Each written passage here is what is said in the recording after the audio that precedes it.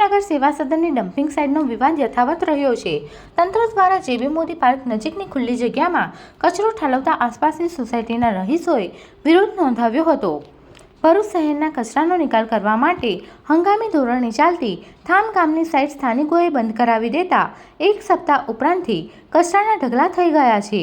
Door to door garbage collection માટેના ટેમ્પા નહીં આવતા લોકો ઘરનો કચરો રોડની સાઈડો પર નાખી રહ્યા છે। ત્યારે ભરૂચનગર સેવા સદન દ્વારા નાના ટેમ્પામાં કચરો એકત્રિત કરી શહેરના જેબી મોદી પાર્ક નજીક આવેલ ખુલ્લી જગ્યામાં નાખવામાં આવે છે અને ત્યાંથી જેસીબી વડે ટ્રકમાં ભરી તેને અંકલેશ્વર ખાતે આવેલ સાઇટ પર મોકલવામાં આવે છે। જોકે આસપાસની સોસાયટીના રહીશોએ આ બાબતે વિરોધ નોંધાવ્યો છે અને અહીં કચરો ન નાખવાની આજે 11 કલાકે માંગ કરી છે। સ્થાનિકોના આક્ષેપ અનુસાર રહેણાંક વિસ્તારમાં શહેરનો કચરો નંખાતા રોગચાળો ફાટી નીકળવાની દહેશત છે। ત્યારે નગરપાલિકા આ સમસ્યાનું વહેલી તકે નિરાકરણ લાવે એવી માંગ કરવામાં આવી છે। આ તરફ પાલિકાના સત્તાધીશોએ આ મામલે ગાંધીનગરના દ્વાર ખખડાવ્યા છે। પાલિકા સત્તાધીશોએ મુખ્યમંત્રી ભૂપેન્દ્ર પટેલ સાથે મુલાકાત કરી ડમ્પિંગ સાઇટ માટે યોગ્ય વ્યવસ્થા કરી આપવા રજૂઆત કરી છે।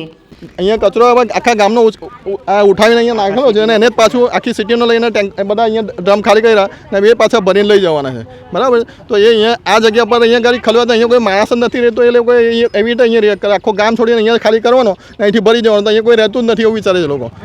મારું નામ જિગ્નેશ ચૌહાણ છે, હું દેવદર્શન રેસિડેન્સીમાં રહું છું। આ એક તો રહેણાંક વિસ્તાર છે। પહેલું તો આખા સિટીનો કચરો છે ને અહીં જેબી મોદી પાર્ક પાસે ડમ્પિંગ સાઇટ બનાવી દીધી છે।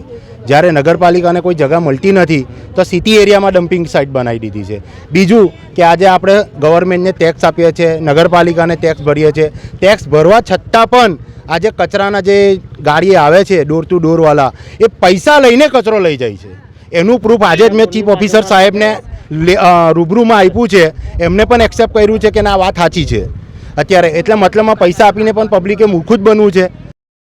Subscribe now and press the bell icon. Never miss an update.